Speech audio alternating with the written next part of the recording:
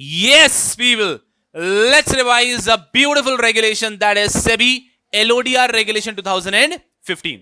बहुत ही जबरदस्त रेगुलेशन है. हम लोगों ने अभी भी कंप्लीट किया. एग्जामिनेशन में न्यू सिलेबस के अंदर सिक्योरिटीज लॉ के अंदर LODR पे अच्छे खासे क्वेश्चन पूछने की प्रबल संभावना है. ये पूरा चैप्टर पढ़ने के बाद हमने जब इसका एक क्विक ओवरव्यू बनाया तो उसके अंदर चैप्टर के अंदर जितने भी कंटेंट है सब यहां पर लिखे हुए हैं. एकदम प्रेम से देखते हैं.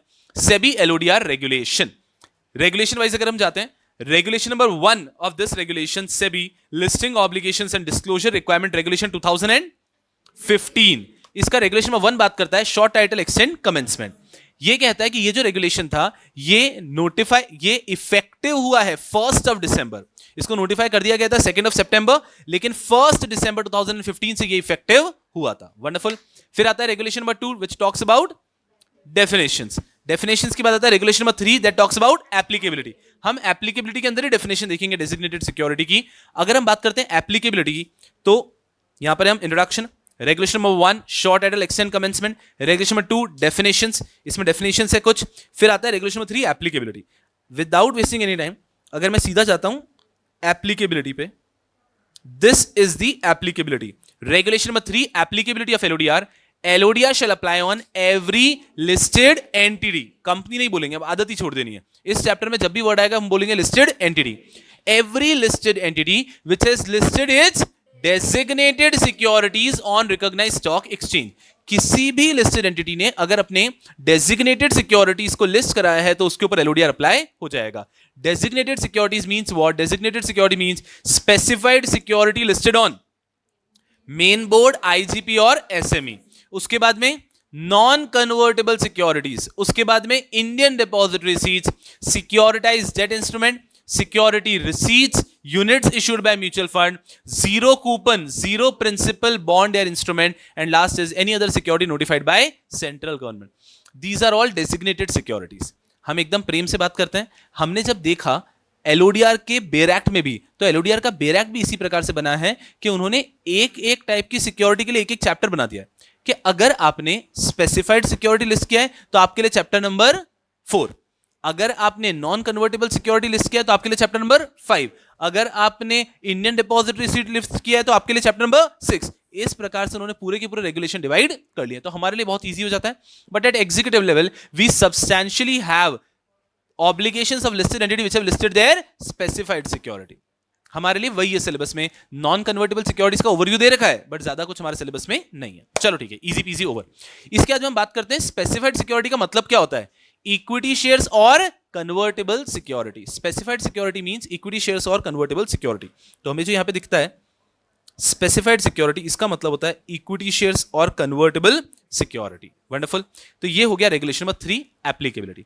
इसके बाद में रेगुलेशन नंबर 4 आता है प्रिंसिपल्स, लेकिन वो हमारे सिलेबस में नहीं है. फिर आता है regulation number 5. Regulation number 5 onwards, regulation number 5 onwards दे रखे हैं कॉमन ऑब्लिगेशंस. तो सबसे पहला टॉपिक हो गया, अगर हमने देखा short title extend and commencement, ठीक है, किस दिन आया है. फिर हमने देख लिया डेफिनेशन. डेफिनेशन के अंदर डेजिग्नेटेड सिक्योरिटी और स्पेसिफाइड सिक्योरिटी का डेफिनेशन तो कवर किया ना भी मैंने. डेजिग्नेटेड सिक्योरिटी इंक्लूड्स ये सारे point. Specified security means equity shares और कन्वर्टेबल सिक्योरिटीज.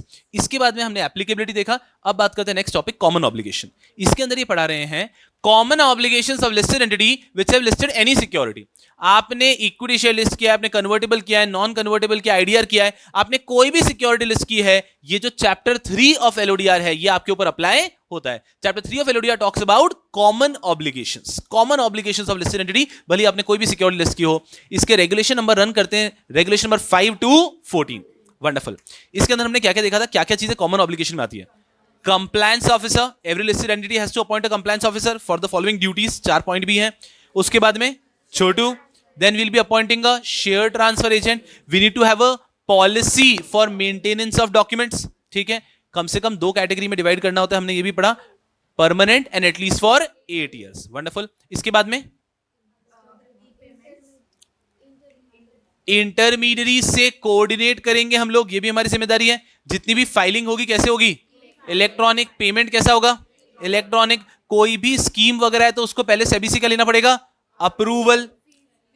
सेबी को पे करना पड़ेगा फीस. और लास्टली इन्वेस्टर ग्रीवेंस के लिए भी मैकेनिज्म होना चाहिए। तो ये हमें मिल गए 9 पॉइंट्स। ये हैं common obligations applicable on listed entity, कि कॉमन ऑब्लिगेशंस एप्लीकेबल होते हैं। हमने इसको कुछ इस प्रकार से याद किया था। Yes, common obligations applicable on every listed entity. अगर हम देखते हैं, सबसे पहली चीज हो गई, you have to appoint a compliance officer. Compliance officer को अपॉइंट करेंगे। A company secretary has to be appointed as a compliance officer. Then you have to appoint a share transfer agent. Now you have an option, either you can appoint a share transfer agent or you can maintain the facility in house। आप in house भी रख सकते हो। लेकिन अगर आपकी security holder exceeds 1 lakh, अगर आपके सिक्योरिटी होल्डर्स 1 लाख से ज्यादा हो जाते हैं, तो आपको कंपल्सरीली एक रजिस्टर्ड शेयर ट्रांसफर एजेंट लाना पड़ेगा, या फिर इन हाउस जो मेंटेन कर रहा है उसको भी सेबी के पास रजिस्टर करवाना पड़ेगा। ठीक है सर। उसके बाद में we have to maintain, create a policy for documents, preservation of documents, wherein we need to keep at least 2 categories: the documents which have to be preserved permanently and the documents which have to be preserved for at least 8 years। चलो ठीक है sir, ये हुआ। उसके बाद में हमारी company will be coordinating with all the intermediaries, all the filing will be done electronically, all the payment, interest, dividend, principal will be paid electronically। कोई भी मर्जर अमाल्गमेशन होगा, कोई भी स्कीम ऑफ अरेंजमेंट है, तो वो भी हम सिक्योरिटीज लॉ को कंप्लाई कराएंगे। सेबी को हम टाइम टू टाइम फीस देंगे, and we will have a investor grievance mechanism as well, and these are common obligations applicable on every listed entity. मेरी कोशिश रहेगी कि इस रिवीजन वीडियो में एक एक बारीक से बारीक पॉइंट भी बोलूंगा। अगर बारीक से बारीक पॉइंट भी बोलूंगा, ताकि आप बच्चे इस रिवीजन वीडियो को 3-4 बार भी देखते हैं अगर, तो आपको हर एक बारीक पॉइंट रिवाइज हो जाएगा एकदम मस्ती से। अब अगर इसके अंदर मैं रेगुलेशन नंबर के साथ बात करूं, तो कॉमन ऑब्लिगेशन का सबसे पहला रेगुलेशन है रेगुलेशन नंबर 5। वो बेसिक बात कर रहा है कि हर एक कंपनी के अंदर उनके की पर्सोनेल को, डायरेक्टर को, प्रमोटर को, या जो भी व्यक्ति डील करने वाला है, उसके ऊपर जिम्मेदारी होती है कि सारे कंप्लायंसेस कंप्लीट हो। तो 5 इज नॉट सो रेलेवेंट। 6 से सारे पॉइंट आता है। 6 talks about compliance officer, that in every company you need to have a compliance officer who should be an eligible company secretary. यहां पर गलती से भी प्रैक्टिसिंग मत लिख देना, ये प्रैक्टिसिंग नहीं है, ये एलिजिबल है, बिकॉज ये तो जॉब करने आने वाला है ना, राइट। तो एलिजिबल कंपनी सेक्रेटरी को हम अपॉइंट कर देते हैं, एक क्वालिफाइड कंपनी सेक्रेटरी को अपॉइंट कर देते हैं एज कंप्लायंस ऑफिसर। अभी कंप्लायंस ऑफिसर का काम क्या होता है? 4 काम बोले इन्होंने। सबसे पहला, he will ensure that we comply with the regulatory provision applicable to the listed entity in letter and spirit, कि वो व्यक्ति ऑर्गेनाइज तरीके से जितने भी कंप्लायंसेस हैं उनको करेगा इन लेटर एंड स्पिरिट, मतलब जो लिखा है वो भी, और उसकी भावनाओं के साथ भी एक्ट के ऑब्जेक्टिव को कंप्लाई करते हुए। So the compliance officer will ensure that all the regulatory provisions are complied in letter and spirit. He will coordinate and report to the board, stock exchange and depository. Board के साथ SEBI, stock exchange, depository, 3 act हमने शुरुआत में पढ़े थे, SCRA, depository and stock and SEBI. तो तीनों के एक्ट में कौन कौन आ रहे हैं? SEBI, depository, stock exchange. इन सबके साथ कोऑर्डिनेट करने का काम भी कौन करेगा? Compliance officer. अरे तभी तो आपको ये सब एक्ट पढ़ाएं। ये एक्ट आपके सिलेबस में इसलिए रखें ताकि कल को आप सीएस बन जाओगे तो आपको उन लोगों से कोऑर्डिनेट करते आना चाहिए। उसके बाद में he has to ensure that all the procedures are followed and reports are filed, कि सारे करेक्ट प्रोसीजर्स फॉलो किए हैं और रिपोर्ट सारी फाइल हुई है। एंड लास्ट, इसी व्यक्ति को मॉनिटर करना है इन्वेस्टर ग्रीवेंस का भी ईमेल आईडी। तो ये 4 बेसिक ड्यूटीज होती हैं कंप्लायंस ऑफिसर की। he'll have to ensure that all the compliances are done, he'll have to ensure coordination, he'll have to ensure correct procedures are done, and he'll have to ensure the email address जो है वो भी grievance redressal का अच्छे से काम कर रहा है। अच्छे से देखना क्या कह रहा हूं। कंप्लायंस करने की जिम्मेदारी किसकी है? Compliance officer. कोऑर्डिनेट करने की जिम्मेदारी किसकी है? Compliance officer. करेक्ट प्रोसीजर की जिम्मेदारी किसकी है? Compliance officer. अब ये लास्ट वाले में सी नहीं बन रहा, बहुत कोशिश की मैंने, क्योंकि सी बन जाएगा तो याद रखना इजी होगा ना, बट लास्ट पॉइंट में कहीं पे भी सी नहीं है। अब कहां से लाऊं सी? कहीं मिल रहा है? सर ग्रीवेंस के यहां का सी ले लो, आप बोल रहे हो तो ले लेता हूं, ठीक है। तो ग्रीवेंस मैकेनिज्म का ईमेल आईडी को मॉनिटर करने की भी जिम्मेदारी किसकी है? सीएस की। तो ये याद रखना है कि लास्ट वाला सी नहीं मिल रहा है, तो ढूंढते मत बैठना एग्जाम में कि सी से क्या है, कस्टमर क्लाइंट क्या लेकर आऊं मैं, नहीं, ग्रीवेंस रिड्रेसल मैकेनिज्म है। चलो, तो ये क्या हो गया? ये बात कर रहे हैं हम लोग, कंप्लायंस ऑफिसर की जिम्मेदारी होती है 4 चीजें। अब याद करो, सी से सबसे पहले क्या करेगा? कंप्लायंस, सारा conformity all the regulatory aspect. उसके बाद में सी से कोऑर्डिनेट भी सबसे मैं ही करूंगा। उसके बाद में करेक्ट प्रोसीजर्स कंप्लाई हो रहे हैं, और last is grievance redressal mechanism का ईमेल आईडी भी मैं ही मॉनिटर करूंगा। जबरदस्त। चलो, उसके बाद में शेयर ट्रांसफर एजेंट अपॉइंट करेंगे। ये हो गया रेगुलेशन नंबर 7। इंटरमीडिएट से कोऑपरेट करेंगे, रेगुलेशन नंबर 8। तो 6, 7, 8 तो सीक्वेंस में ही है। उसके बाद में सारे डॉक्यूमेंट्स मेंटेन करेंगे। 9, इंफॉर्मेशन फाइल करेंगे इलेक्ट्रॉनिकली। स्कीम ऑफ अरेंजमेंट होगा तो उसमें सिक्योरिटीज लॉ भी कंप्लाई करेंगे। जो भी इंटरेस्ट वगैरह प्रिंसिपल पे करना है वो भी कैसे करेंगे, इलेक्ट्रॉनिक ग्रीवेंस रिड्रेसल मैकेनिज्म हम इंश्योर करेंगे हमारे पास में है। एंड लास्टली फीस और जो भी ड्यू होगा वो हम स्टॉक एक्सचेंज को पे करेंगे, रेगुलेशन नंबर 14। ये रेगुलेशंस अगर आपको इंडिपेंडेंटली याद नहीं भी रही तो चलेगा, आपको ये याद रहना चाहिए that common obligations of all the listed entities are given under chapter 3 which runs from regulation number 5 to 14। क्योंकि एग्जाम में क्वेश्चन आएगा तो मोस्ट लाइकली कॉमन ऑब्लिगेशन पे आएगा कि बताओ कॉमन ऑब्लिगेशंस, तो आप लिख सकते हैं शुरुआत में ही common obligations under SEBI LODR regulations are given under chapter number 3 common obligations and which runs from regulation number 5 to regulation number 14। तो चेकर वहीं पे एक बार हो जाएगा, अरे धराशायी एकदम कि कौन ही आए sir, are we getting a fair idea. चलो हम लोगों ने चैप्टर शुरुआत की, अभी तक हम शुरुआत में ही है। It's a very important chapter, so we are going very slow. Introduction. Regulation number 1, short title, extent and commencement. Regulation number 2, definition. Regulation number 3, applicability. Very good. फिर आए हम रेगुलेशन नंबर 5 to 14 के ऊपर कॉमन ऑब्लिगेशंस। अब हम लोग 15 पे आने की कोशिश कर रहे थे। अब इसके बाद में आता है हमारा chapter 4, obligations of listed entities which have listed their specified security। जिन्होंने भी इक्विटी शेयर्स या कन्वर्टेबल सिक्योरिटीज इशू किए हैं उनके ऊपर रेगुलेशन है। This chapter is chapter number 4 which runs from regulation number 15 to 48। 15 to 48 run करती है, लेकिन हमें अभी 15 to 48 की चिंता करने की जरूरत नहीं है। इसके अंदर आए कुछ corporate governance norms. These corporate governance norms are given under regulation 17 to 27। तो these corporate governance norms are given under 17 to 27 and 46(2) का clause B2I and clause T and साथ में शेड्यूल 5 का para C, D and E। ये जो सब है ये है कॉर्पोरेट गवर्नेंस नॉर्म्स। तो अभी सबसे पहले हम क्या कर रहे हैं, हम आ गए चैप्टर 4 के अंदर कि हर एक लिस्टेड कंपनी जिसने इक्विटी शेयर्स इशू किए हैं उस पर चैप्टर अप्लाई होता है which runs from regulation number 15 to 48। लेकिन उसके अंदर भी पहले हमारा फोकस है रेगुलेशन नंबर 17 टू 27 पे, because these are corporate governance norms and in my opinion अगर मैं पेपर बना रहा होता तो मेरे हिसाब से क्वेश्चन इसी में से आना चाहिए, रेड मार्क टॉपिक्स में से। इसमें से एग्जाम में पेपर आने की संभावना प्रबल होती है। चलो यारो सर आप ही पढ़ा, अगर आप ही पेपर बना रहे हो तो सीधा वही टॉपिक पढ़ाओ। इधर आओ, पढ़ाई पे ध्यान दो थोड़ा सा, ये आपका बीकॉम का एग्जामिनेशन नहीं चल रहा है, इधर आओ। So now we talking about corporate governance norms, very easy. We are starting with regulation number 17। Regulation number 17 बात करते हैं अबाउट कॉम्पोजिशन ऑफ बीओडी, कि आखिर बोर्ड ऑफ डायरेक्टर्स का कॉम्पोजिशन कैसा होना चाहिए। हमने क्या पढ़ा, मुझे बताओ नॉन एग्जीक्यूटिव डायरेक्टर्स कितने होने चाहिए, 50%। So every listed entity should have at least 50% non executive director. हर लिस्टेड एंटिटी में women director 1, every listed entity has to have one woman director। now comes a very important question, listed entity के अंदर independent directors कितने होने चाहिए। law says if your chairman is non-executive director and he is not the promoter and related to promoter and the company has not issued SR equity share, अगर ये तीनों condition complied है then your company has to appoint 1/3 independent directors. तो आपकी कंपनी के total directors का 1/3 will be appointed as independent director. But इनमें से एक भी चीज वायलेट हुई, एग्जांपल आपकी कंपनी के जो चेयरमैन है वो एग्जीक्यूटिव डायरेक्टर है, या फिर आपकी कंपनी के चेयरमैन नॉन एग्जीक्यूटिव डायरेक्टर हैं बट वो प्रमोटर हैं या प्रमोटर ग्रुप से रिलेटेड हैं, या फिर आपकी कंपनी के चेयरमैन मान लीजिए नॉन एग्जीक्यूटिव डायरेक्टर वो रिलेटेड भी नहीं है लेकिन आपकी कंपनी ने एसआर इक्विटी शेयर इशू कर दिया है। इन तीनों में से एक भी जगह पे आप टच हो गए then your company will have to appoint 50% of the total directors as independent directors.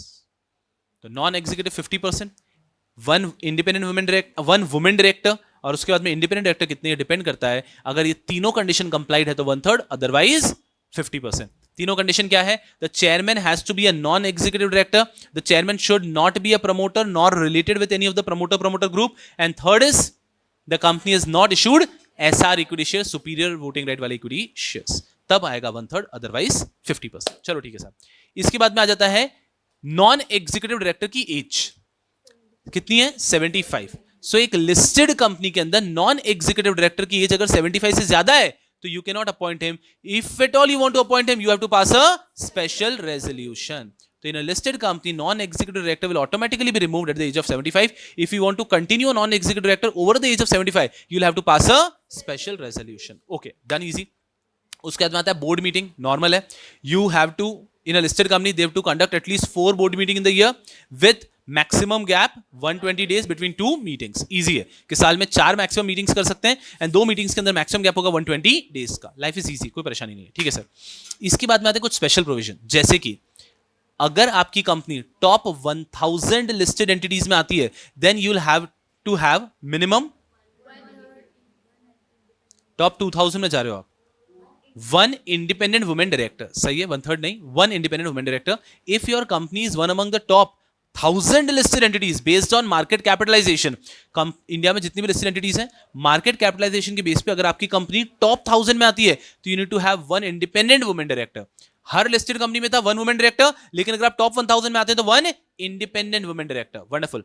उसके बाद में लेकिन अगर आपकी कंपनी टॉप 2000 लिस्टेड कंपनीज में आती है, देन 2 कंडीशन. आपकी कंपनी में मिनिमम डायरेक्टर्स विल बी 6, कम से कम 6 डायरेक्टर्स होने चाहिए, and the quorum for your company will become 1/3 और 3, whichever is higher, with at least 1 independent director. Are you all with me? My goodness. And this is regulation number 17. क्या बारीक provision है. मतलब अगर पेपर सेटर ने सोच लिया कि आपको फोड़ना है, तो बहुत प्रबल संभावना है कि वो आपको फोड़ के ही निकलेगा. आपको हर जगह पे केयरफुल रहना है, तब जाके आप एक करेक्ट आंसर बना पाओगे. Regulation number 17, composition of BOD, at least 50% to be non-executive, at least 1 women director. How many independent directors? Chairperson is non-executive and not a promoter or related party to promoter, and SR equity shares are not issued. In that case, 1/3 independent directors. Otherwise, 50% independent directors. Maximum age of non-executive director 75 unless you pass a special resolution. Board meeting 4 meetings a year. Maximum gap between 2 meetings can be 120 days. अगर आप top 1000 listed entities में आ गए, तो you need to appoint 1 independent women director. और अगर आप top 2000 listed entities में आते हैं, then you need to have at least 6 directors. Minimum director 6 हो जाएगा, and your quorum will be 1/3 और 3, whichever is higher, with at least 1 independent director present. Are we good? And this was regulation number 17. I think अब अगर regulation number 17 में कुछ भी question आएगा, you'll be able to handle मस्ती से. चलो, फिर आता है हमारा regulation number 18, 19, 20, 21. ये एग्जामिनर के फेवरेट सेक्शंस में से है. 18 talks about audit committee, 19 nomination and remuneration committee, 20 stakeholder relation committee, 21 risk management committee. अगर इसको हम अच्छे से देखते हैं, हमने इस चार्ट की तरह से इसको पढ़ा था बहुत अच्छे से, एकदम आराम से आते हैं. ऑडिट कमेटी पहले पूरा पढ़ते हैं. ऑडिट कमेटी का composition. Audit committee shall comprise of at least 3 directors, 2/3 of whom should be independent director, all should be financially literate, and at least 1 should be an expert of accounting or FM, financial management. ठीक है साहब, ये हो गया 4 requirement. ठीक है, all should be, all directors, at least 3 directors, 2/3 should be independent director, all should be financially literate, and at least 1 should be an expert of accounting or finance. ठीक है सर, ये हो गया ऑडिट कमेटी कॉम्पोजिशन. फिर इसके अंदर एक point आता है, वैसे तो इंडिपेंडेंट डायरेक्टर की रिक्वायरमेंट 2/3 है, लेकिन अगर हमारी कंपनी ने एसआर इक्विटी शेयर इशू किया है, तो इंडिपेंडेंट की रिक्वायरमेंट 2/3 से बढ़ के क्या हो जाएगा, all the directors have to be independent director. Chairman कैसा होना चाहिए, chairman should be an independent director. और एक कॉमन पॉइंट हर जगह आता है, that chairman has to be present at the meeting at the AGM to answer share holders queries. उसके बाद में आता है, इनको मीटिंग कितनी बार करनी है, same 4 times in a year, maximum gap 120 days, company जितना. अब आता है इनका कोरम, ये अलग है, 1/3 और 2, whichever is higher, with at least 2 independent director present. ये गलती करने का स्कोप है, ध्यान रखेंगे. And what is the role of audit committee? The role of audit committee is given under part C schedule 2. Part C के schedule 2 के अंदर रोल दे रखा है. Easy peasy over. ये हुआ ऑडिट कमेटी. फिर आता है nomination remuneration committee. At least 3 directors, 2/3 should be independent directors, and all should be non executive directors. Okay sir. उसके बाद में इसका चेयरमैन, अगर एसआर वाला इसमें कोई पॉइंट ही नहीं है, इनका चेयरमैन कौन होगा, इंडिपेंडेंट डायरेक्टर. उसके बाद में इनको साल में कितनी मीटिंग करनी है, 1, once in a year. इनका कोरम क्या होगा, 1/3 और 2, whichever is higher, with at least 1 independent director present. Normal हो जाएगा. इनका रोल दे रखा है शेड्यूल 2 पार्ट डी के अंदर. जैसे पार्ट सी में था ऑडिट कमेटी का, पार्ट डी में है नॉमिनेशन रेम्युनरेशन कमेटी का.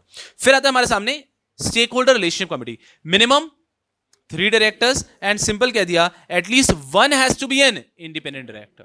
पर फिर स्पेशल प्रोविजन लाए, अगर कंपनी ने एसआर इक्विटी शेयर इशू किया है, तो 2/3 इंडिपेंडेंट हो जाएगा. Chairman has to be a non executive director. ये स्टेक होल्डर रिलेशनशिप कमेटी का इशू है. Chairman has to be non executive director. साल में कितनी मीटिंग करेंगे, 1 ही करेंगे, एंड कोरम का प्रोविजन नहीं है. रोल कहां दे रखा है, सेम पार्ट डी शेड्यूल 2. फिर आता है लास्ट रिस्क मैनेजमेंट कमेटी. ये अलग है. एटलीस्ट 3 डायरेक्टर नहीं बोला इन्होंने, कहा at least 3 member, majority of whom should be a director. At least 3 members, majority of whom should be directors. Okay sir, ठीक है. At least 1 independent director. ठीक है सर, हो गया. चेयरमैन कौन होना चाहिए, डायरेक्टर. उसके बाद में साल में कितनी मीटिंग करेंगे, दो, twice in a year. The maximum gap between two meeting can not exceed 180 days. Quorum 1/3 or 2, whichever is higher, with at least one director present, and role is given under same schedule 2 part D. Are we understanding? खत्म. नहीं नहीं नहीं नहीं, जाने नहीं देंगे तुम्हें. इधर आओ, लेट्स सी कि कंठस्थ हुआ है कि नहीं टॉपिक. अरे सिर्फ पढ़ने से काम नहीं चलेगा. हमने इतना डिटेल में एलओडीआर पढ़ा है, लेकिन वो पर्पस तब सर्व होगा when we are able to recall all the points also. Audit committee, nomination, सब लोग अब यहां पे चाहिए. अब आप लोगों ने जवाब देना है इसलिए. Audit committee, nomination remuneration committee, stake holder relationship committee, risk management committee. एक और बात, ये जो पहली तीनों कमेटी है, they are applicable on all the listed entity, but risk management committee is applicable only on top 1000 listed entities. ये बाकी तीनों कमिटीज तो सब लिस्टेड एंटिटीज को बनाना है, लेकिन स्टेक होल्डर रिलेशनशिप कमेटी बनाना है ओनली टॉप 1000 लिस्टेड एंटिटीज. चलो ठीक है, हम बात करें कॉम्पोजिशन. अब हम ऐसे ऐसे रिवाइज नहीं कर रहे हैं, अब हम ऐसे ऐसे रिवाइज करेंगे. सर ये आप क्या कर रहे हो? मैं कुछ नहीं कर रहा हूं, इधर ध्यान दो आप. ठीक है, हम कॉम्पोजिशन पढ़ेंगे 1 2 3 4 चारों का. चलो मैं बोलता हूं, आप मुझ चेक करो कि मैं सही बोल रहा हूं क्या. At least 3 directors, 2/3 should be independent directors, all should be financially literate, at least one should be an expert of accounting or financial management. At least 3 directors, 2/3 should be independent, all should be non-executive director. At least 3 directors, one should be independent director. At least 3 member, majority of whom should be of directors, with at least one independent director. Are you all with me? मुझसे एक कदम आगे रहना है. आप अकेले बोल पाते हो तो जबरदस्त है. अब आ जाता हूं, अगर ऐसा रिक्विटेशन इशू किया है तो ऑडिट कमेटी में all directors have to be independent. Stake holder relationship committee के अंदर 2/3 have to be independent, and risk management committee में 2/3 have to be independent. Next आता है चेयरमैन कौन बन सकता है. ऑडिट कमेटी के अंदर chairman has to be an independent director. Nomination remuneration committee, chairman has to be an independent director. Stake holder relationship committee, chairman has to be a non executive director, and risk management committee, chairman has to be a director. Wonderful. फिर हमारी बात आती है meeting कितनी करनी है साल में. 4 times in a year, once in a year, once in a year, twice in a year. सही है. यहां पे 120 डेज का प्रोविजन, यहां पे 180 डेज का प्रोविजन. अब मैं आ जाता हूं सीधा कोरम के ऊपर. ये केयरफुल रहना है. 1/3 or 2, whichever is higher, with at least 2 independent director present. Next, 1/3 or 2, whichever is higher, with at least 1 independent director present. Next में नहीं दे रखा है. लास्ट में 1/3 or 2, whichever is higher, with at least 1 director present. जबरदस्त. और role दे रखा है सबका शेड्यूल 2 में, पहले ऑडिट कमेटी का पार्ट सी में, बाकी तीनों का पार्ट डी में. जबरदस्त, इजी पीजी. चलिए, ये हुआ एवरीथिंग अबाउट कमिटीज. इसके बाद में आता है विजिल मैकेनिज्म, या विजिल मैकेनिज्म को हम अलग तरीके से कह सकते हैं vigil blower policy. Regulation number 22. Regulation number 22 बात करता है विजिल मैकेनिज्म या विजिल ब्लोअर पॉलिसी के बारे में. उसके बारे में आपको 3 पॉइंट याद होने चाहिए. Vigil mechanism is a mechanism for employees or directors to report genuine concern. This mechanism ensures that we have to prevent victimization. Victimization prevent करना है. और last point आता है कि this mechanism gives a direct access to the chairman of audit committee in appropriate exceptional cases. ये 3 point है. ये हुआ रेगुलेशन नंबर 22. फिर आता है हमारा एकदम तूफान regulation, regulation number 23, related party transaction. एक सांस ले लेते हैं, एकदम अच्छे से रिलेटेड पार्टी ट्रांजैक्शन को हम यहाँ पे रिवाइज करते हुए चलेंगे. आ जाओ सब लोग ऑन रिलेटेड पार्टी ट्रांजैक्शन.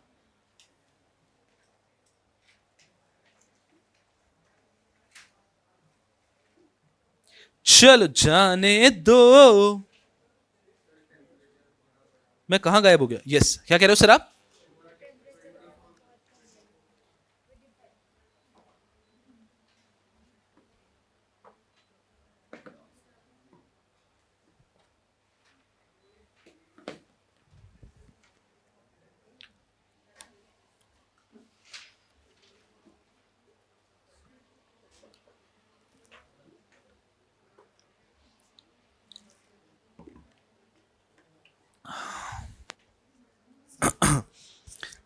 लीजिए, पानी पी लीजिए, थक गए होंगे आप. चलो आते हैं, थोड़ा जल पी लीजिए. पढ़ाई पे ध्यान देते हैं थोड़ा सा. चलो आते हैं रिलेटेड पार्टी ट्रांजैक्शन. एकदम अच्छे से समझना है. रिलेटेड पार्टी ट्रांजैक्शन एक बहुत ही खूबसूरत सा टॉपिक है. ये as it is CS professional में आएगा, एज इट इज. तो इसको बहुत अच्छे से पढ़ेंगे ताकि कंफ्यूजन नहीं हो. हमने क्या क्या पढ़ा? सबसे पहले पढ़ा हमने रिलेटेड पार्टी ट्रांजैक्शन होते क्या है. This is a transaction of a listed entity with its related party, and this has to go through special permission. कि रिलेटेड पार्टी ट्रांजैक्शन अगर करना है तो उसके लिए स्पेशल अप्रूवल चाहिए। क्या? अगर नॉर्मल रिलेटेड पार्टी ट्रांजैक्शन है तो you need audit committees approval, but अगर ये मटीरियल रिलेटेड पार्टी ट्रांजैक्शन है then you need audit committee as well as share holders approval. ठीक है सर, सबसे पहले समझ में आ गया कि हमें सबसे पहले तो पढ़ना है रिलेटेड पार्टी ट्रांजैक्शन क्या होते हैं, लेकिन ये जो रिलेटेड पार्टी ट्रांजैक्शंस हैं इसके अंदर हमें पढ़ना है मटेरियल रिलेटेड पार्टी ट्रांजैक्शंस क्या होते हैं, क्योंकि मटेरियल रिलेटेड पार्टी ट्रांजैक्शंस के लिए you need to take audit committee के साथ में शेयर होल्डर्स अप्रूवल, लेकिन अगर अदर रिलेटेड पार्टी ट्रांजैक्शन जो मटेरियल नहीं है ओनली ऑडिट कमिटीज अप्रूवल। ये पढ़ा हमने। ठीक है सर, फिर आता है अब व्हाट इज रिलेटेड पार्टी। बहुत सुंदरता से उन्होंने कह दिया related party shall mean the same related party as defined under section 2 subsection 76 of companies act 2013। तो कंपनीज एक्ट 13 में रिलेटेड पार्टी की डेफिनेशन दी है, सेम हम यहां पर भी मान के चलेंगे सेक्शन 2 सबसेक्शन 76। अब इन्होंने लेकिन एक्स्ट्रा बताया there are certain entities which will deem to be related party. क्या? पहला, एनी पर्सन और entity forming part of promoter group. कोई भी व्यक्ति अगर प्रमोटर या प्रमोटर ग्रुप का पार्ट है तो ये उस कंपनी के लिए रिलेटेड पार्टी है। दूसरा, एनी पर्सन और एंटिटी होल्डिंग 10% और मोर इक्विटी शेयर, ये भी रिलेटेड पार्टी है। These are deemed to be related party. तो सबसे पहले रिलेटेड पार्टी की डेफिनेशन कंपनीज एक्ट में दी है, लेकिन there are two entities which are deemed to be related party. कोई भी पर्सन और एंटिटी जो कि प्रमोटर ग्रुप से बिलोंग करता है या पर्सन और entity which has 10% equity shares in the company, related parties हैं। वंडरफुल। उसके बाद में हमने पढ़ा what is related party transaction.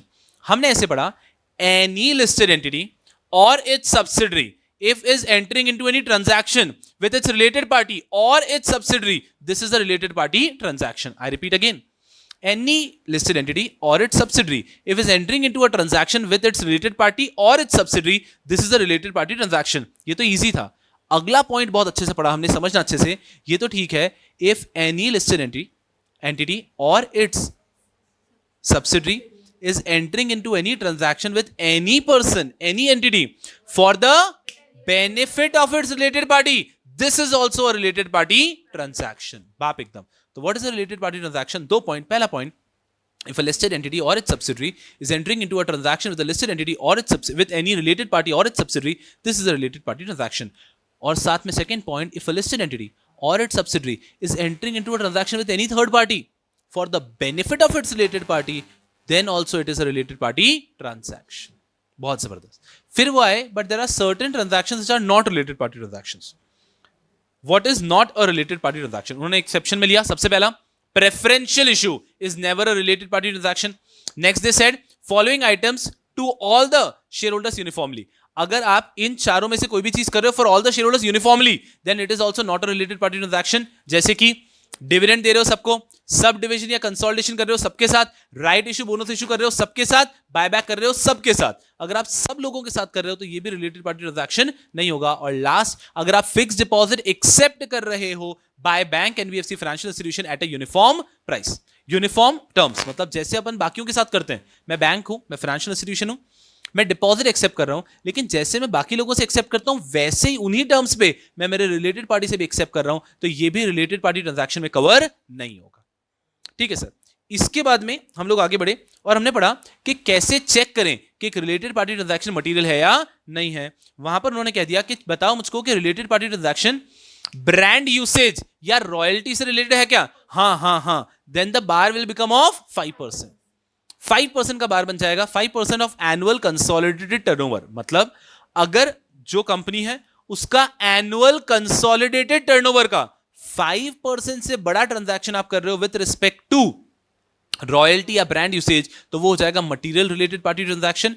और अगर ब्रांड यूसेज रॉयल्टी से रिलेटेड नहीं है, तो अगर जिस लिस्टेड एंटिटी की बात हो रही है उसके एनुअल कंसोलिडेटेड टर्नओवर का 10% या फिर 1000 करोड़ विचएवर इज लोअर, इससे बड़ा ट्रांजैक्शन अगर आप कर रहे हो तो उसे कहेंगे मटेरियल रिलेटेड पार्टी ट्रांजैक्शन। तो how do we check whether related party transaction is material और नॉट? हम चेक करते हैं ट्रांजैक्शन किससे रिलेटेड है, ब्रांड यूसेज या नॉर्मल बाइंग सेलिंग कुछ है, बाइंग सेलिंग है। तो आप बार से चेक करोगे, बार से टच हो रहा है क्या? बार क्या है? बार है 10% of your annual consolidated turnover और 1000 करोड़ विचएवर इज लोअर। ये बार है, इसको टच हुआ, इससे ज्यादा है क्या? हाँ, तो मटेरियल है। इससे कम है तो रिलेटेड पार्टी ट्रांजैक्शन है। इससे कम है ऑडिट कमेटी का अप्रूवल, इससे ज्यादा है audit committee and share holders का अप्रूवल। बस एंड हो गया।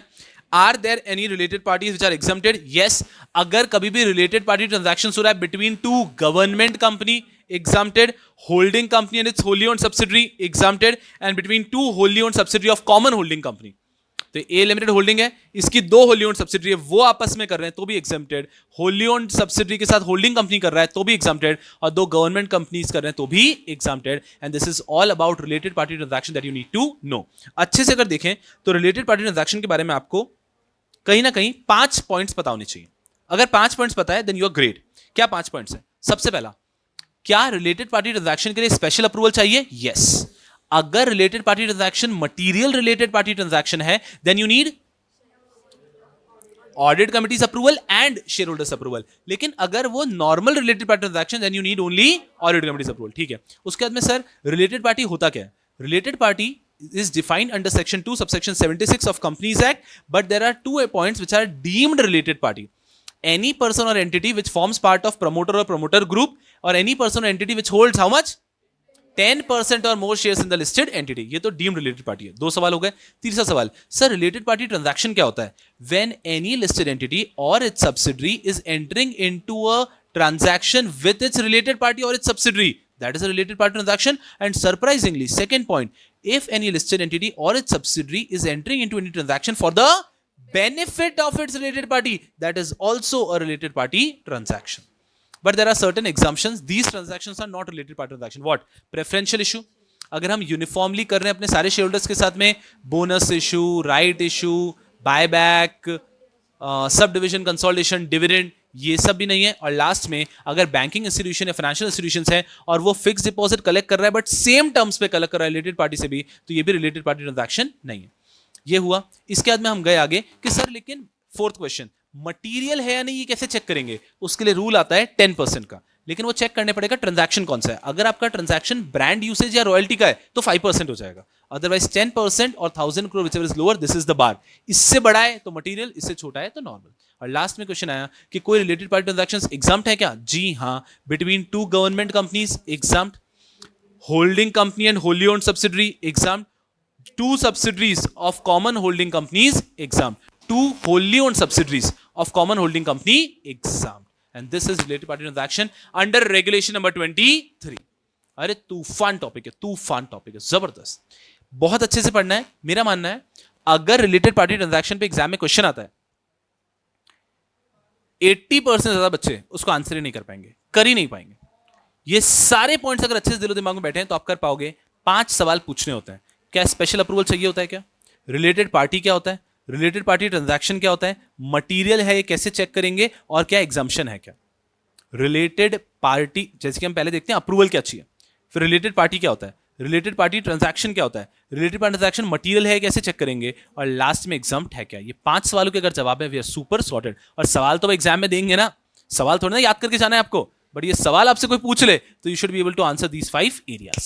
चलो, और 23 में मेहनत करने के बाद में आपको 24 में परेशान करने के लिए लेकर आता हूं. 24 इज ऑल्सो परेशान करने वाला टॉपिक. 23 के बाद 24 भी ट्रिकी है.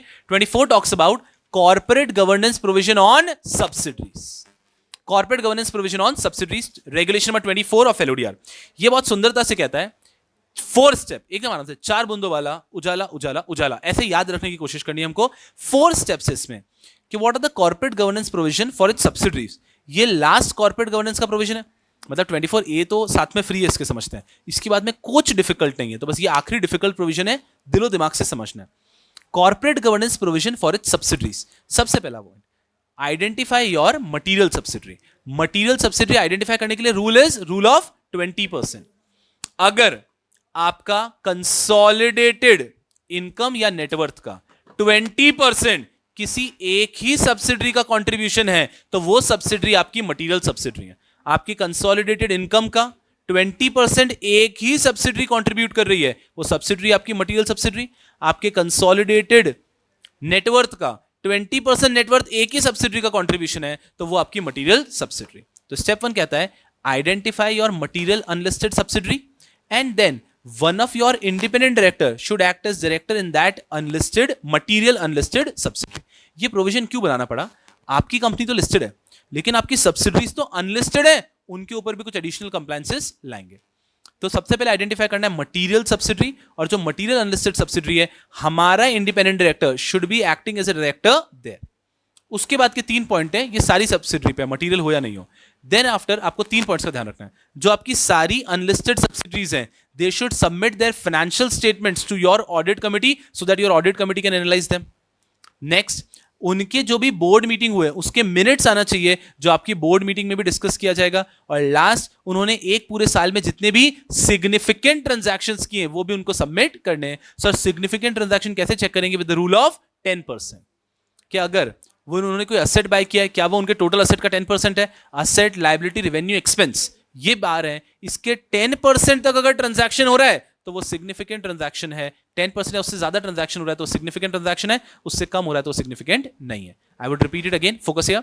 Corporate governance norms for subsidiaries, कि हमारे सब्सिडरी के ऊपर कॉर्पोरेट गवर्नेंस के क्या नॉर्म्स हैं? सब्सिडरी के ऊपर कॉर्पोरेट गवर्नेंस के नॉर्म्स ऐसे हैं। Step 1, identify your material subsidiary, and then your independent director, listed entities independent director should be appointed as director on the material unlisted subsidiary. Remaining 3 point में material नहीं है, फिर आप सबके साथ करना है क्या? All the unlisted subsidiaries should submit their financial statement to the audit committee of listed company. All the unlisted subsidiaries should give their minutes of board meeting which will be placed at the board meeting of listed company. And last, जितने भी साल भर में आपने significant transactions किए वो भी आपको सबमिट करना है to your listed entity. Unlisted subsidiary को सबमिट करना है। ये 4 पॉइंट्स हैं and ये सुपर सॉर्टेड। इसके बाद बस अंत करीब है। 24A आ जाता है, छोटू सी बात। 24A कहता है जितनी भी भारत में लिस्टेड एंटिटीज हैं और उनकी मटीरियल अनलिस्टेड सब्सिडरीज, जितनी भी भारत में लिस्टेड एंटिटीज हैं एंड उनकी मटीरियल अनलिस्टेड सब्सिडरीज, इन लोगों को सेक्रेटरियल ऑडिट कराना अनिवार्य है by a practising company secretary. जितनी भी भारत में लिस्टेड एंटिटीज हैं और उनकी मटीरियल अनलिस्टेड सब्सिडरीज, उनको सेक्रेटरियल ऑडिट कराना compulsory by practising company secretary. और लिस्टेड कंपनी को ये फाइल करना है, ये रिपोर्ट देनी है to stock exchange within 60 days from the end of the year. ये है 24A। और इसके साथ साथ प्रैक्टिकली आपके कॉर्पोरेट गवर्नेंस के नॉर्म्स हो जाते हैं खत्म। लेकिन एक छोटा सा प्रोविजन आता है यहां पे कि ये जो चैप्टर 4 के सारे हैं 15 to 48, उनमें से है कॉर्पोरेट गवर्नेंस 17 to 27। और ये सब ये कॉर्पोरेट गवर्नेंस के नॉर्म्स जो हैं वो अप्लाई नहीं करते हैं कुछ कंपनीज के ऊपर। Corporate governance norms are not applicable to certain companies. First, any listed entity जिसका paid up capital is up to 10 CR and net worth up to 25 CR। तो अगर आपका पेड अप कैपिटल 10 करोड़ के अंदर है, नेटवर्थ 25 करोड़ के अंदर है, तो इस केस के अंदर आपके ऊपर भले आप लिस्टेड हैं, आपके ऊपर कॉर्पोरेट गवर्नेंस के नॉर्म्स अप्लाई नहीं करेंगे, मतलब 17 to 27 आपके ऊपर अप्लाई नहीं करेगा। दूसरा, if you are listed on SME platform, अगर आप स्मॉल मीडियम एंटरप्राइज प्लेटफॉर्म पे लिस्टेड हैं तो भी आप पे कॉर्पोरेट गवर्नेंस के नॉर्म 17 to 27 अप्लाई नहीं करेगा। और उसके बाद में स्पेशल एग्जम्पशन आता है कि आपके ऊपर रेगुलेशन नंबर 17, 18, 19, 20, 21 ये सब अप्लाई नहीं करेंगे। मतलब कॉम्पोजिशन ऑफ BOD और सारी कमिटीज ये सब अप्लाई नहीं करेंगे if your company is undergoing insolvency process. तो इस रेगुलेशन में जो भी BOD की रिस्पॉन्सिबिलिटी दे रखी होती है, कमिटीज की रिस्पॉन्सिबिलिटी दे रखी होती है, वो सब निभाएगा रेजोल्यूशन प्रोफेशनल या इंटरिम रेजोल्यूशन प्रोफेशनल, एकदम मस्ती से। और यहां पे अब हम कह सकते हैं that we are done with corporate governance norms. जब भी LODR को रिवीजन करने बैठो, सबसे पहले बहुत अच्छे से ये कर लो, अरे अगर ये हो गया है तो बाकी तो कुछ है ही नहीं, बाकियों में गलती करना मुश्किल है, गलती करने के लिए टैलेंट चाहिए। ये जो है ना, यहां पे गलतियां बहुत होगी। फटाफट से देखते हैं हमने क्या पढ़ा। कॉर्पोरेट गवर्नेंस नॉर्म्स 70 to 27, उसके अलावा 46(2), क्लॉज B2I एंड T, और साथ में शेड्यूल 5 पैरा CDE। बहुत बहुत बधाई। Composition of BOD regulation number 17, इसमें हमने पढ़ा 50% non executive, 1 women director, independent director या तो 1/3 या 50%। 1/3 कब आएंगे मैं बताता हूं। 1/3 आएंगे if the chairman is non executive, not a promoter, related to promoter and the company is not issued SR equity share, इस केस में 1/3, बाकी 50%। उसके बाद में अगर हम नॉन एग्जीक्यूटिव डायरेक्टर की बात करते हैं कि मैक्सिमम एज है 75, उससे ज्यादा करना पड़े तो स्पेशल रेजोल्यूशन। उसके बाद में board meeting simple 4 times in year, maximum gap 120 days। Top 1000 listed entities में अगर आप आते हैं तो at least 1 independent women director. Top 2000 listed entities में अगर आप आते हैं देन मिनिमम 6 डायरेक्टर्स, और कोरम हो जाएगा 1/3 और 3, whichever is higher with at least 1 independent director present. Are we getting a fair idea? इस तरह से हमने कमिटी पढ़ा, vigil mechanism, related party transaction, corporate governance, secretarial audit, directorship and limit on members committee and non applicability. Directorship discuss करना बाकी है और ये सब कुछ कंप्लीट हुआ। डायरेक्टरशिप की बात करता हूं। A person can act as director in maximum 7 listed entities. एक व्यक्ति सिर्फ 7 लिस्टेड एंटिटीज के अंदर डायरेक्टर बन सकता है, लेकिन वहां पे भी अगर एक व्यक्ति किसी एक लिस्टेड एंटिटी में मैनेजर या मैनेजिंग डायरेक्टर बन जाता है तो फिर वो बचे 6 स्लॉट्स हैं, 6 और लिस्टेड एंटिटीज में वो डायरेक्टर बन सकता है, लेकिन अब वो इंडिपेंडेंट बन सकता है सिर्फ 3 लिस्टेड एंटिटीज में। ये जो लिमिट है, this is for those listed entities which have listed their equity share. So अगर सिंपली बोलूं, a person can act as director in maximum 7 listed entities which have listed their equity shares, and if a person becomes managing director or manager of any company, then he can act as independent director in only more 3 listed entities. ऐसा पढ़ा हमने। फिर एक व्यक्ति कितने committees का member हो सकता है?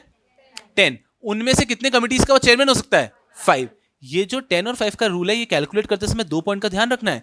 पहला point, that this rule is applicable for all the companies, all the public companies, whether listed और अनलिस्टेड। प्राइवेट सेक्शन 8 उस पे नहीं है, लेकिन all public companies whether listed और अनलिस्टेड। और दूसरा, this limit is applicable only on audit committee and stake holder relationship committee. Nomination remuneration नहीं, audit committee and stake holder relationship committee. Green अभ्यास शीट में इसको लेके एक बहुत सुंदर क्वेश्चन दिया है मैंने, उसको आप एक बार चेक करेंगे तो आपको बड़ा मजा आएगा, ऐसा कि ये एक्चुअली लिमिट कैसे कैलकुलेट कर रहे हैं। उसके बाद में अगर हम बात करते हैं नॉन एप्लीकेबिलिटी, तो हमने भी पढ़ी ला कि सेंट्रल कॉर्पोरेट गवर्नेंस के नॉर्म्स आपके ऊपर अप्लाई नहीं होंगे। पहला पॉइंट, अगर आपकी paid up capital is not exceeding 10 crore and net worth not exceeding 25 crore.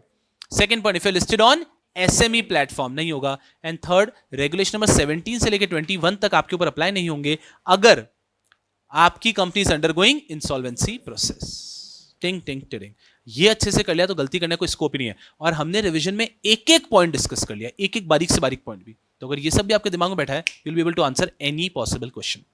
इसके बाद में वो आते हैं, आप कुछ फुद्दू फुद्दू सी बातें करते हैं। जो अब आगे के प्रोविजंस हैं, ये भी अभी भी चैप्टर 4 ही चल रहा है। We are talking about those provisions only which are applicable on listed entities which have listed their equity share. ये इक्विटी शेयर वाले प्रोविजन चल रहे हैं, लेकिन अब कॉर्पोरेट गवर्नेंस से हम बाहर आ चुके हैं। अब दूसरे प्रोविजन आ रहे हैं। सबसे पहला आ रहा है प्रायर इंटीमेशन 29। ये देता है that you have to give prior intimation for your board meetings. अगर कभी भी आप बोर्ड मीटिंग करना चाह रहे हैं, अगर आप बोर्ड मीटिंग कर रहे हैं, उनमें से ये कोई भी आइटम डिस्कस हो रहा है, तो आपको प्रायर इंटीमेशन देना है to stock exchange. LODR regulation में सारे इंटीमेशन, सारे नोटिसेस देने टू स्टॉक एक्सचेंज। ठीक है साहब। तो अगर कभी भी हमारी कंपनी इनमें से कोई भी इवेंट कर रहा है, तो हमें बोर्ड मीटिंग करने का प्रायर इंटीमेशन देना है। कितने दिन पहले देना है, ये डिपेंड करता है ट्रांजैक्शन पे। अगर आपकी कंपनी कर रहा है, सबसे मैं ज्यादा वाला लेता हूं, पहले 11 वर्किंग डेज पहले कब देना है। अगर आप बोर्ड मीटिंग पे ऑल्टरेशन करने वाले हैं, ऑल्टरेशन किस चीज का, nature of security, rights of security holder, और date on which dividend is payable, interest is payable, or principal is payable. If you are making any alteration in the nature of security, right of security holder, or date on which the interest, dividend, or principal is payable, इस case में you have to give a 11 days notice. आपको meeting के 11 दिन पहले stock exchange को inform करना है।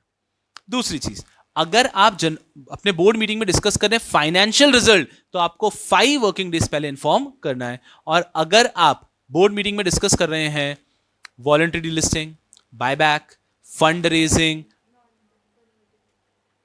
Dividend, bonus securities, ये सब में से आप कोई भी चीज को डिस्कस कर रहे हैं, तो उस केस के अंदर आपको देना है 2 दिन पहले। 5 पॉइंट्स याद रखना बहुत इजी है। Buyback, bonus shares, voluntary delisting, issue of convertible security end fund raising. बहुत इजीली याद सकते हैं आप। डिविडेंड तो मैंने बोला भी नहीं। तो ये 5 चीजें हैं, इसके लिए आपको देना होता है 5 दिन पहले। इसके लिए आपको देना पड़ता है 2 दिन पहले। और अगर आप फाइनेंशियल रिजल्ट की बात करें तो उसके लिए आपको देना होता है 5 दिन पहले, और अगर ऑल्टरेशन है तो 11 डेज पहले। ये क्या बात कर रहे हैं, अगर बोर्ड मीटिंग में इनमें से कोई भी चीज डिस्कस हो रही है, तो हमको इतने दिन पहले स्टॉक एक्सचेंज को बताना है। Regulation number 29, prior intimations. फिर आता है हमारा regulation number 30, disclosure of event. ये क्या कहता है कि हमने क्या किया, रेगुलेशन नंबर 30 के अंदर बोल दिया है that every listed entity has to disclose certain events to stock exchange. अब उसमें 2 लिस्ट बनी है, list 1 which have to be compulsorily disclosed and list 2 which have to be disclosed by applying the concept of materiality। तो एक list ऐसी बनी है जो आपको कंपल्सरीली बताना ही बताना है, और एक लिस्ट ऐसी बनी है जिसमें आपको मटेरियलिटी चेक करके बताना है। मतलब अगर उसके अंदर कोई भी आइटम होता है और वो मटेरियल है, तो ही स्टॉक एक्सचेंज को बताना है। लेकिन एक लिस्ट के अंदर तो जो भी आइटम है अगर वो हुआ तो आपको स्टॉक एक्सचेंज को बताना ही है। इसके बाद में फर्दर ऑब्लिगेशन से आ जाती है आपके that every listed entity has to prepare a policy for determining materiality. हर लिस्टेड एंटिटी के अंदर एक पॉलिसी होनी चाहिए फॉर डिटरमिनिंग मटीरियलिटी, कि हम मटीरियलिटी कैसे डिटरमिन करते हैं।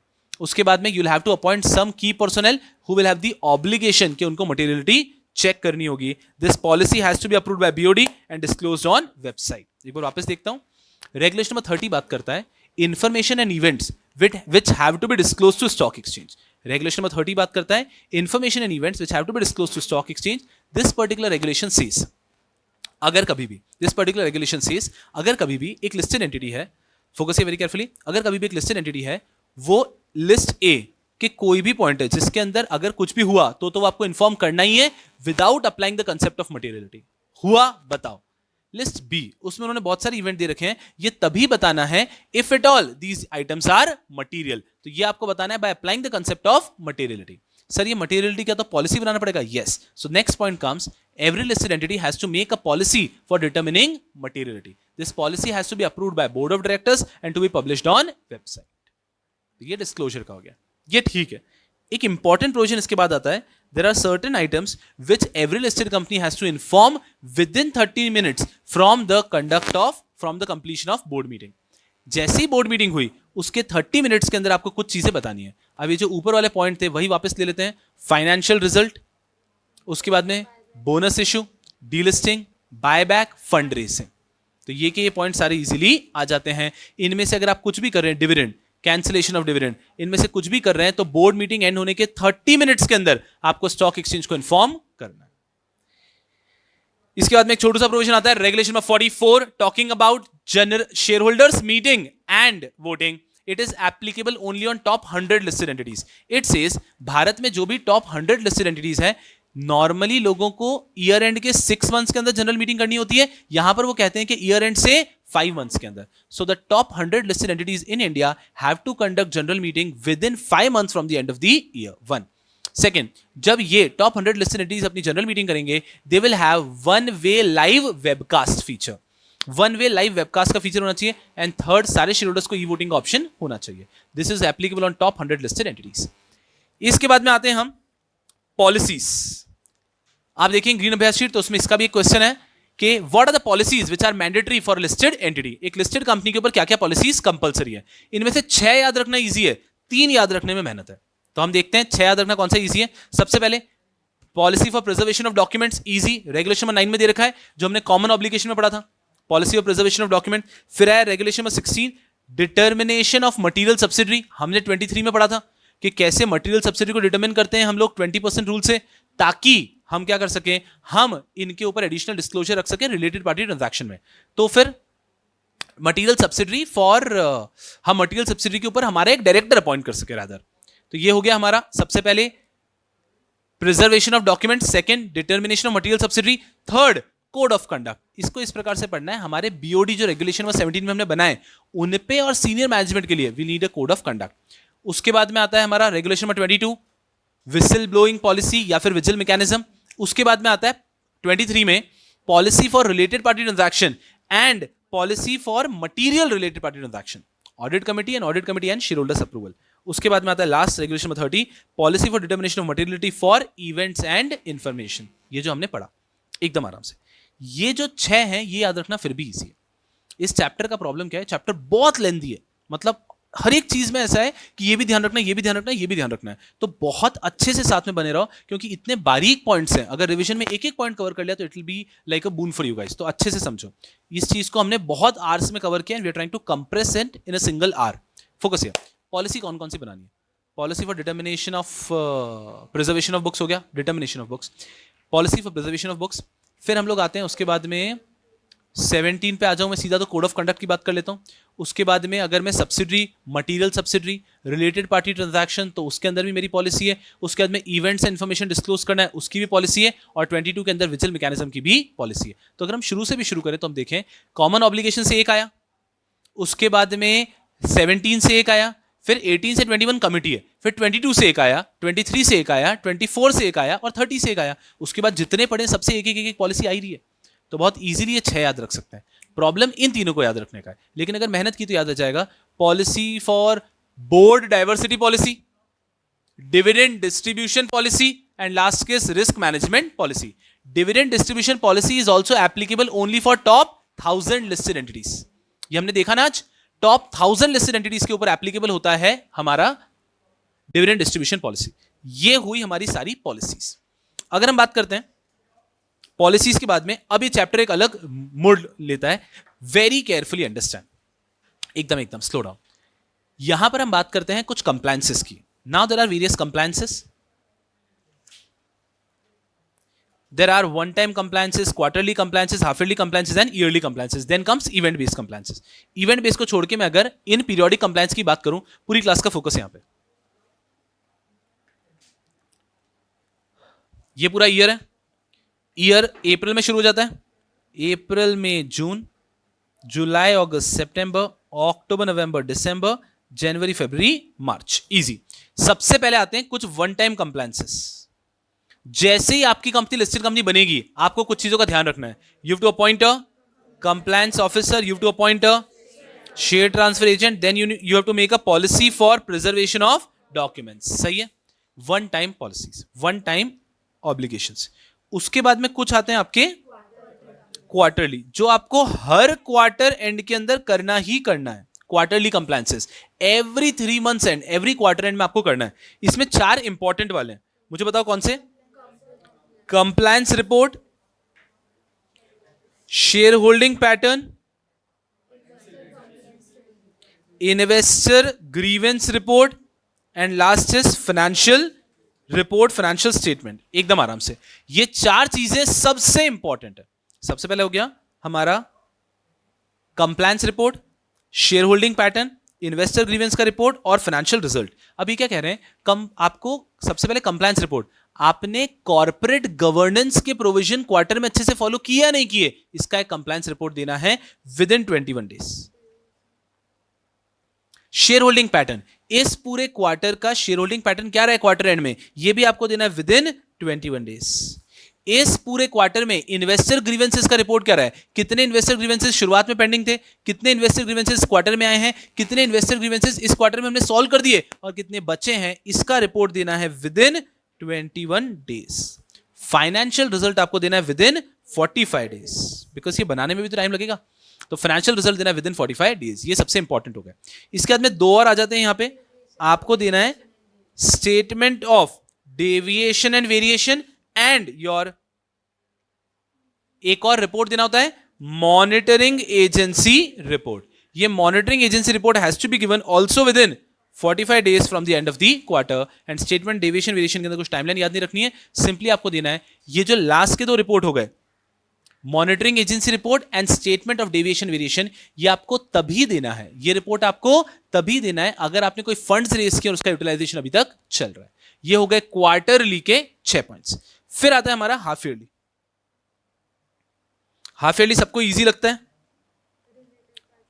Related party transaction and statement of assets and liabilities, statement of cash flow, that has to be given half yearly basis पे. और लास्ट आ जाता है आपको परेशान करने के लिए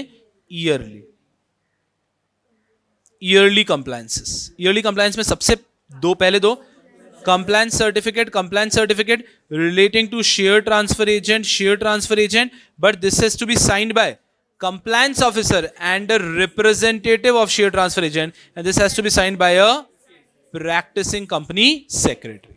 तो पहले 2 कंप्लायंस रिपोर्ट है, दोनों सेम चीज के हैं, that all the compliances with respect to the share transfer facility is duly done, but the first compliance certificate has to be signed by the company secretary of the company, compliance officer of the company, and a representative of share transfer agent, and the second certificate has to be signed by a practicing CS. हो गया sir. उसके बाद में आप ले आओ annual listing fees, annual financial statements and annual report. चलो annual list, ये जो ऊपर वाले दोनों है, they have to be given within 30 days.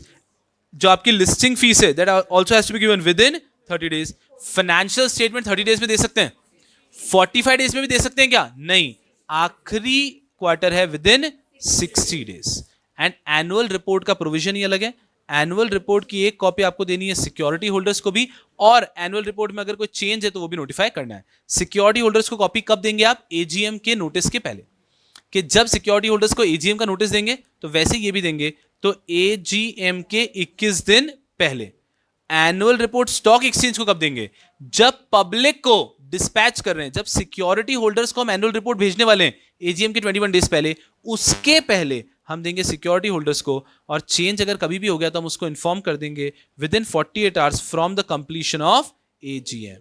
ये याद रहता है तो बोनस है। ये है हमारा पूरा का पूरा पीरियोडिक कंप्लायंस। पीरियोडिक कंप्लायंस में एग्जामिनेशन में किसी भी एक के अंदर क्वेश्चन आ सकता है, बताओ क्वार्टरली क्या है, बताओ हाफ ईयरली क्या है, बताओ ईयरली क्या है। चलो फटाफट से मुझे बताओ क्वार्टरली क्या है। क्वार्टरली कंप्लायंसेस कौन कौन से होते हैं? Investor grievance, compliance report for corporate governance, share holding pattern and financial result. ये सबसे पहले 4 याद हो जाने चाहिए। फिर additional 2, statement of deviation variation and report of monitoring agency. फिर न्यूज़पेपर में पब्लिश करना तो एडिशनल पॉइंट हुआ। हाफ ईयरली के 2 तो सब बता ही दोगे, related party transaction and statement of assets and liabilities and cash flow statement. Annual के बताओ पहले 2, कंप्लायंस सर्टिफिकेट, उसके बाद में annual listing fees, annual financial statements and annual return. Are we understanding? Annual report एकदम 80 से। एनुअल रिपोर्ट के अंदर चेंजेस भी बताने और सिक्योरिटी होल्डर्स को भी देना है। बहुत ही बात। इसके बाद में एक टॉपिक आता है हमारे यहां पे, इवेंट बेस्ड कंप्लायंसेस। जबरदस्त टॉपिक है इवेंट बेस्ड कंप्लायंसेस। अगर ये इवेंट हो गया तो आपको इतने दिन के अंदर बताना है। देखते हैं यारों, सबसे पहले अगर आपने कभी भी शेयर ट्रांसफर एजेंट को अपॉइंट किया, कितने दिन में बताना है? 7 डेज। शेयर ट्रांसफर एजेंट को अपॉइंट करते ही 7 डेज के अंदर स्टॉक एक्सचेंज को बताना है। उसके बाद में अगर मान लीजिए कभी भी हमारी सिक्योरिटीज की लिस्टिंग हो रही है तो उसके 1 दिन पहले क्या देना है हमको? Share holding pattern. अगर लिस्टिंग हो रही है तो 1 दिन पहले शेयर होल्डिंग पैटर्न देना है। शेयर होल्डिंग पैटर्न आपको साथ में कभी भी अगर कैपिटल रिस्ट्रक्चरिंग हो रहा है एक्सीडिंग 2%, आपका कैपिटल रिस्ट्रक्चरिंग हो रहा है एक्सीडिंग 2%, तो उस केस में भी आपको क्या करना है? शेयर होल्डिंग पैटर्न देना है विद इन 10 डेज। उसके बाद में आता है अगर कभी भी प्रमोटर का रिक्लासिफिकेशन हो रहा है तो आपको कितने समय में? With in 24 hours from the event. 24 hours के अंदर आपको रिपोर्ट करना है स्टॉक एक्सचेंज को। अगर कोई भी scheme of amalgamation, merger, arrangement आप कर रहे हैं तो एनसीएलटी के पास फाइल करने के पहले स्टॉक एक्सचेंज के पास फाइल करना है।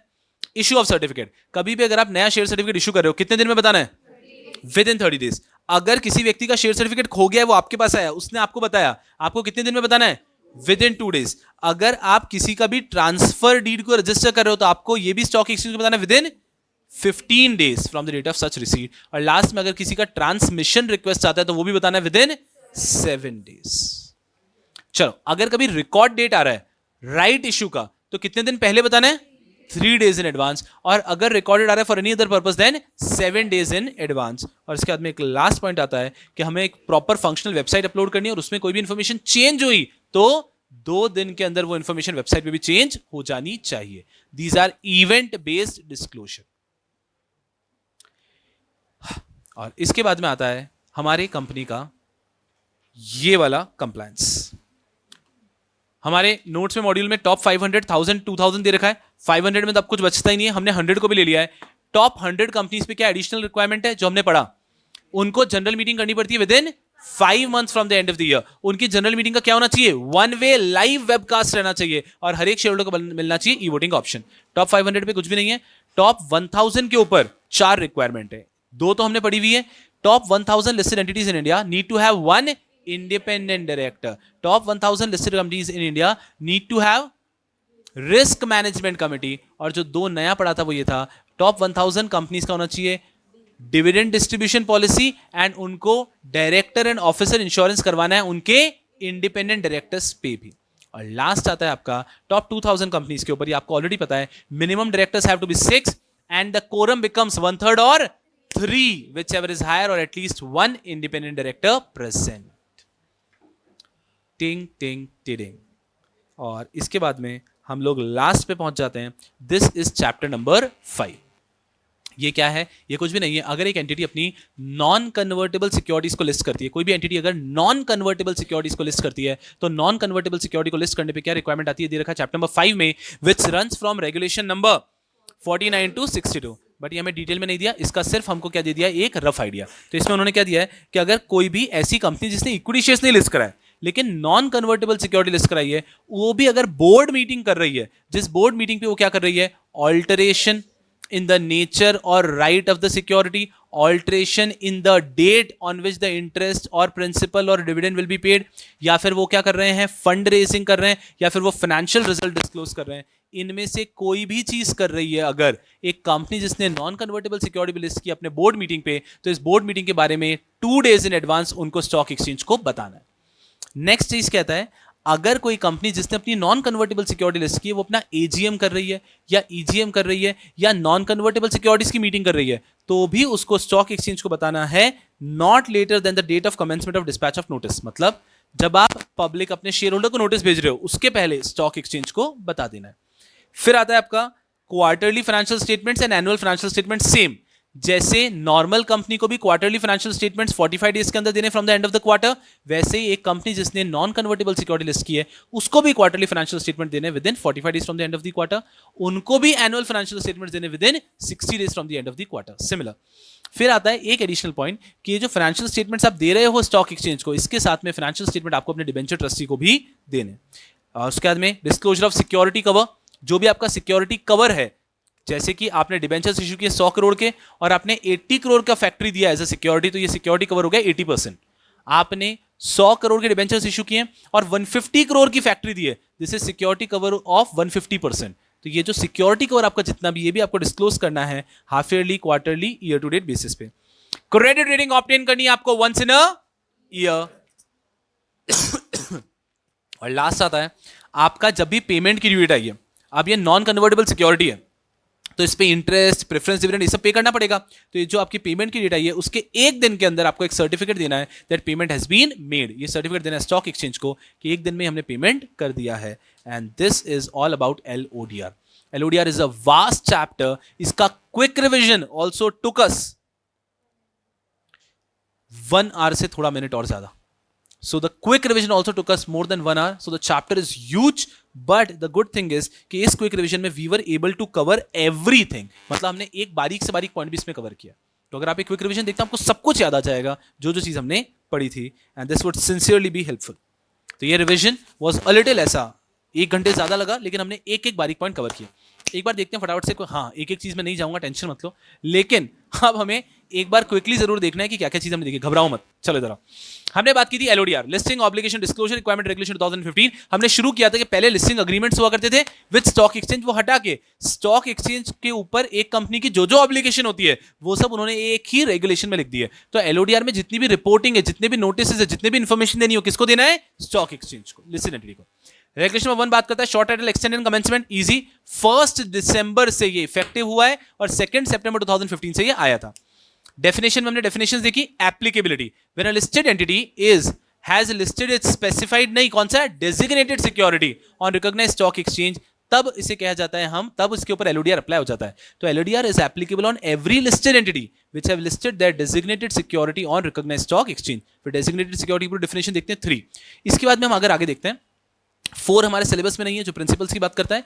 Regulation number 5 to 14 these talk about common obligations, जो हर लिस्टेड एंटिटी को कंप्लाई करने, भले ही उन्होंने इक्विटी शेयर्स, नॉन कन्वर्टेबल जो भी लिस्ट कराया। इसके बाद में आता है हमारा 15 to 48। सही बात है, 5 to 14 में कॉमन ऑब्लिगेशन आ गया। फिर अगला चैप्टर आता है, ये chapter is applicable on those listed entities which have listed there specified security, मतलब इक्विटी शेयर या कन्वर्टेबल सिक्योरिटी। ये रन करता है 15 to 48। लेकिन उसमें से बहुत इंपॉर्टेंट वालों को कहते हैं हम कॉर्पोरेट गवर्नेंस नॉर्म्स। इसकी हिस्ट्री भी बताई थी कि एक श्री कुमार मंगलम बिरला साहब की कमेटी बनी थी और उस कमेटी के रिकमेंडेशन पे नॉर्म्स बनाए गए हैं, इन्हें कहते हैं corporate governance norms. They run between, ये 15 to 48 के अंदर ही है, बट उसके बीच में है 17 to 27, 46 to clause B2INT and schedule 5 para CD and E। मस्ती से। इसके बाद में हमने इसके अंदर इसको खोदना चालू किया। Regulation number 17, composition of BOD, सब याद आ रहा है दिमाग में, अपने आप पॉइंट टू पॉइंट चिपकने चाहिए। रेगुलेशन नंबर 18, सब चीजें दिमाग में आनी चाहिए। कॉम्पोजिशन पढ़ा है, उसका ही पढ़ा है, मीटिंग कितने दिन में, कोरम बता दो मुझे ऑडिट कमेटी का फटाफट से। 1/3 और 2, whichever is higher with at least 2 independent director present, ये ध्यान रखना है, ठीक है। ये हुआ। उसके बाद में नॉमिनेशन रेम्युनरेशन कमेटी, मुझे बता दो नॉमिनेशन रेम्युनरेशन कमेटी साल में कितनी बार मिलती है? वन से नहीं है। फिर आ जाता है हमारा stake holder relationship committee. Stake holder relationship committee का चेयरमैन कौन होगा? Non executive director. फिर आता है risk management committee. Risk management committee is applicable only for top 1000 listed entities, ये कह रहा हूं, ठीक है। उसके बाद में उसकी कहानी चलती है। चलो, इसके बाद में हमारा हो गया 18, 19, 20, 21। फिर आता है 22 टॉक्स अबाउट विजिल मैकेनिज्म, या फिर इसको विसिल ब्लोअर पॉलिसी भी कहते हैं। इसमें 3 ही पॉइंट है और कुछ नहीं है। फिर आ जाता है 23 रिलेटेड पार्टी ट्रांजैक्शन। इसमें 5 सवालों के जवाब होते हैं। पहला सवाल आता है कि क्या अप्रूवल है, ठीक है, क्लियर। फिर आता है रिलेटेड पार्टी होता ही क्या है, what is deemed related party. फिर आता है रिलेटेड पार्टी ट्रांजैक्शन क्या होता है, कौन कौन से ट्रांजैक्शन रिलेटेड पार्टी ट्रांजैक्शन नहीं है। फिर आता है मटेरियल रिलेटेड पार्टी को चेक कैसे करते हैं, और लास्ट में आता है क्या कोई ट्रांजैक्शन एग्जम्प्टेड है क्या। मुझे बताओ रिलेटेड पार्टी ट्रांजैक्शंस के अंतर्गत कौन कौन से ट्रांजैक्शंस एग्जम्प्टेड है? 3 transactions between 2 government company, transaction between holding और wholly owned subsidiary, transaction between 2 wholly owned subsidiary of common holding company, ठीक है। मुझे बताओ मुझे चेक करना है कि मेरी रिलेटेड पार्टी ट्रांजैक्शन मटेरियल है या नहीं है, तो मैं कैसे चेक करूंगा? 10% या 5% से। 10% नॉर्मल केसेस के अंदर, और अगर रॉयल्टी या ब्रांड यूसेज है तो 5%। सर 20% कहां था? वो है मटेरियल सब्सिडरी के लिए, राइट। चलो 23 क्या होता है? 24 कॉर्पोरेट गवर्नेंस फॉर सब्सिडरी। इसमें ये आ जाता है कि सबसे पहले identify material subsidiary. Sir material subsidiary कैसे चेक करेंगे? Why 20% rule. हम चेक करेंगे कि हमारा जो एनुअल कंसोलिडेटेड टर्नओवर है उसका 20% इनकम किसी एक सब्सिडरी से आ रहा है तो वो हो जाएगा मटेरियल सब्सिडरी। या फिर हमारा जो एनुअल कंसोलिडेटेड नेटवर्थ है उसका कंट्रीब्यूशन एक ही सब्सिडरी से जो आ रहा है दैट इज 20%, उसी सब्सिडरी का नेटवर्थ का कंट्रीब्यूशन 20% उससे ज्यादा तो हो जाएगा मटेरियल सब्सिडरी। चलो मुझे बताओ, इसमें एक लास्ट पॉइंट था कि सारी अनलिस्टेड सब्सिडरीज को साल भर के जो भी सिग्निफिकेंट ट्रांजैक्शन है वो हमें बताने हैं। सिग्निफिकेंट ट्रांजैक्शन के लिए क्या परसेंटेज लिमिट है? 10%। अगर वो कंपनी, वो जो सब्सिडरी है, उसके साल भर का असेट, लायबिलिटी, एक्सपेंस, रेवेन्यू जो भी आप ले रहे हो उसका 10% से बड़ा ट्रांजैक्शन हो रहा है तो उस केस में सिग्निफिकेंट है। चलो, ये हो गया आपका corporate governance. Corporate governance of subsidiary, this was 24। फिर 24A आ जाता है। 24A बात करता है सेक्रेटरियल ऑडिट, और यहां पर हमारे सारे के सारे प्रोविजन हो जाते हैं खत्म कॉर्पोरेट गवर्नेंस के। एक चीज आती है इसके अंदर कि कॉर्पोरेट गवर्नेंस के प्रोविजन अप्लाई नहीं करते हैं in certain cases, in the cases where the companies paid up capital is not exceeding 10 CR and the net worth is not exceeding 25 crore. If the company's shares are listed on SME platform, wonderful. उसके बाद में regulation number 17 से लेके 21 तक apply नहीं करेगा if the company is undergoing insolvency process. तो ये जो BOD और कमिटी की रिस्पॉन्सिबिलिटी कौन निभाएगा? रेजोल्यूशन प्रोफेशनल या फिर interim resolution professional. Resolution professional को इंसॉल्वेंसी प्रोफेशनल कहते हैं, वो एक ही व्यक्ति के अलग अलग नाम है। चलो जबरदस्त, और यहां तक हमारा पूरा पूरा कंप्लीट हो जाता है कॉर्पोरेट गवर्नेंस नॉर्म्स। फिर चलो मुझे बताओ, प्रायर इंटीमेशन में, रेगुलेशन नंबर 29 प्रायर इंटीमेशन में 5 डेज पहले, बोर्ड मीटिंग के 5 दिन पहले क्या बताना होता है? Financial results. उसके बाद में जाता हूं मैं disclosure of event information 30 item to be disclosed within 30 minutes from board meeting, share holders meeting and voting. इसके अंदर टॉप 100 लिस्टेड कंपनीज का रिक्वायरमेंट है। नॉर्मल कंपनीज को जनरल मीटिंग करनी होती है ईयर एंड से 6 मंथ्स में, यहां पर 5 मंथ्स में। उसके बाद में पॉलिसीज रिक्वायर्ड बहुत सारी, कंप्लायंसेस अंडर LODR, ठीक है साहब, वन टाइम कंप्लायंसेस भी हैं, क्वार्टरली कंप्लायंस भी है। चलो मुझे बताओ, फाइनेंशियल स्टेटमेंट्स, जो फाइनेंशियल रिपोर्ट क्वार्टरली देनी है, वो क्वार्टर एंड के कितने दिन में देनी होती है? क्वार्टर एंड के कितने दिनों में देनी होती है? 45 डेज। सुनो ना भाई, सुनो ना, ऐसा है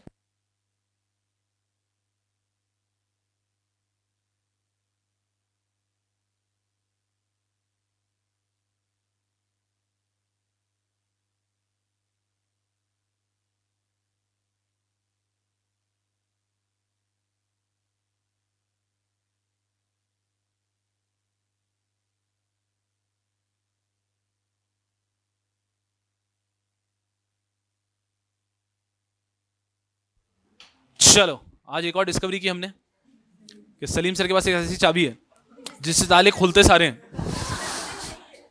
सब लोग अपने घर पे ध्यान रहो, ठीक है, बंद नहीं होते, खुलते सारे ताले हैं।